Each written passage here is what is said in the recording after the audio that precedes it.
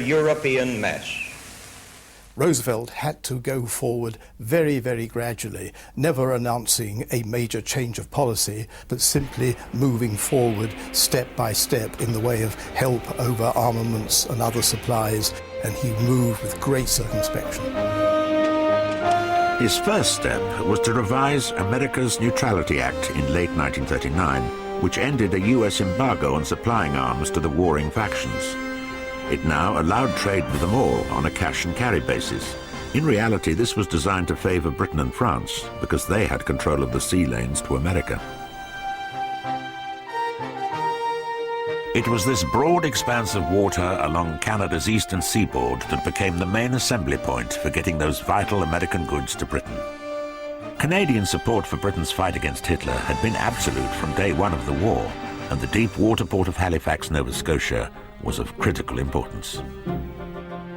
It was the central port on the Atlantic coast from which convoys were formed up for the long trek across the treacherous Atlantic to Great Britain.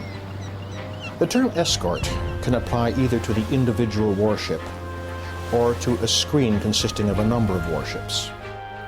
And the principle of convoy protection was really the safe and timely arrival of the convoy.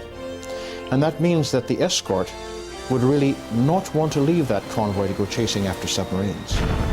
And that's why quite frequently escort commanders did not have a high number of submarine kills, because their duty was to press the submarine down, that is, keep it underwater where it was out of contact with the convoy, moving more slowly.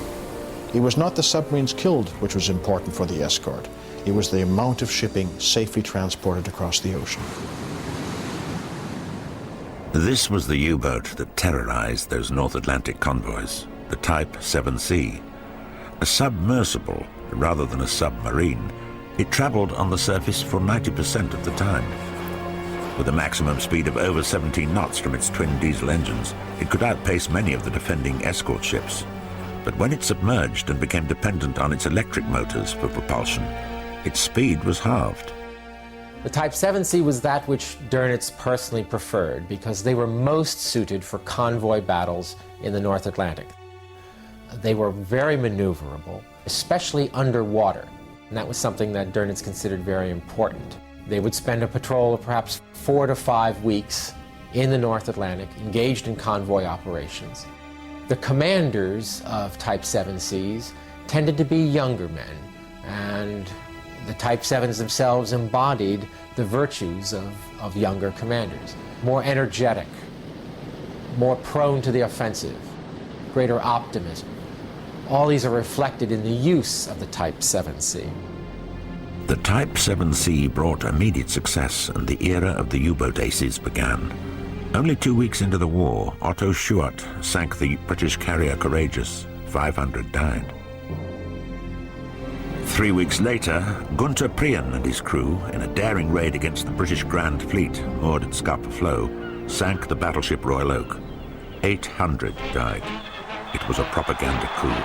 Prien and his men were the toast of Germany.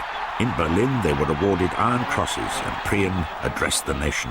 Wir haben uns durchgemogelt durch die Überwachung und waren plötzlich drin.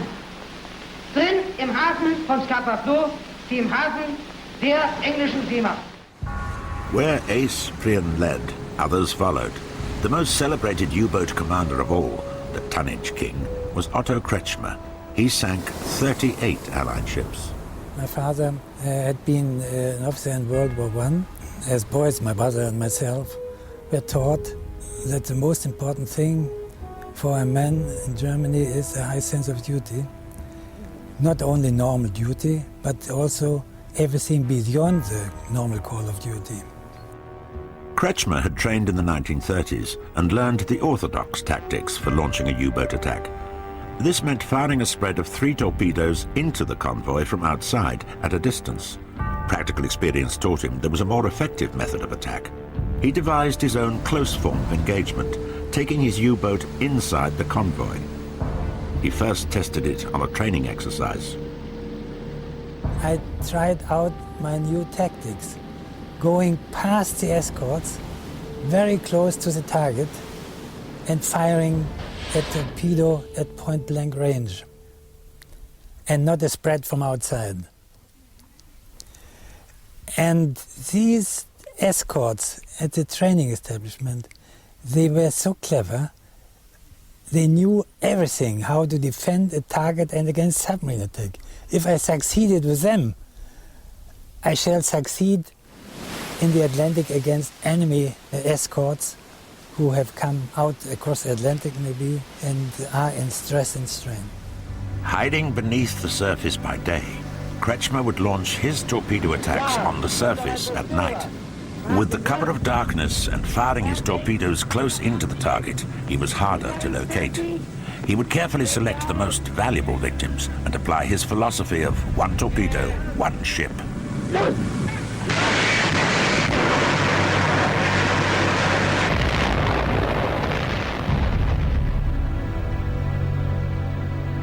Volmar Koenig served under the command of Kretschmer in his boat U-99 and witnessed firsthand the ace in action. Lieutenant Commander Kretschmer was very intelligent and shrewd. He had developed the tactics of going into the convoy on the surface to the utmost. You have to be very, very cold-blooded to do this. All the lights on and the burning tankers and the searchlights, and you stay on the surface. You don't dodge. That's very important. And he did this to perfection. Kretschmer became a national hero, and the army even wrote a march in his honor. They called it Kretschmer March, and it was handed to me at the ceremony. I had to make a speech, which I never liked to do, speech of thanks, and gave to the regimental commander a life belt of the tanker Conch, which I had just sank in the Atlantic. It was the heyday of the aces. Between June and August 1940, a handful of U-boats sank over 150 Allied merchant ships. The German occupation of France, after its surrender in June 1940, had transformed the U-boat war.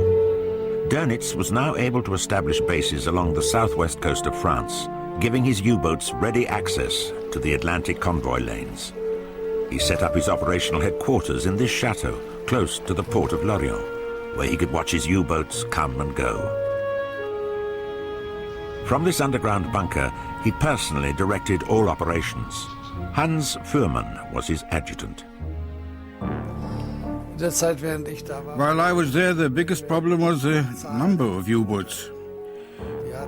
We only had about 40 to 50 U-boats.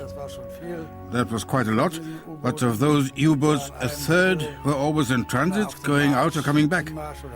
A third would be lying in dock for repairs and refitting, and only a third were really out there in the Atlantic, trying to attack the enemy.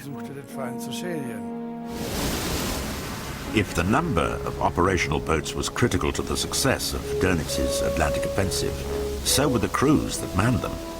The majority were volunteers, intensively trained and attracted to an elite service where pay was double that of the regular Navy.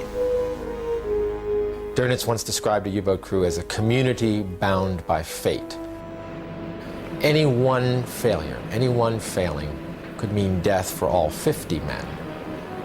Therefore, a crew felt very much bound to each other and loyalty to each other in a sense that I don't think any other warship represents. Over 50% of the U-boat crews came from central Germany, where industry had taken hold in the late 19th, early 20th centuries.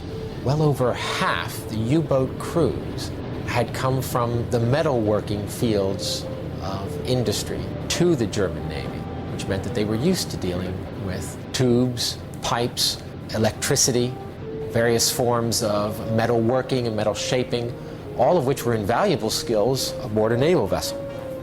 These were working class kids. They were proud of their success. Returning from patrol, they would fly a pennant for each ship sunk. By the end of 1940, they had sunk 1/5 of Britain's merchant fleet. They called it the happy time. The ambition of every captain was to sink 100,000 tons of shipping and gain a Knight's Cross.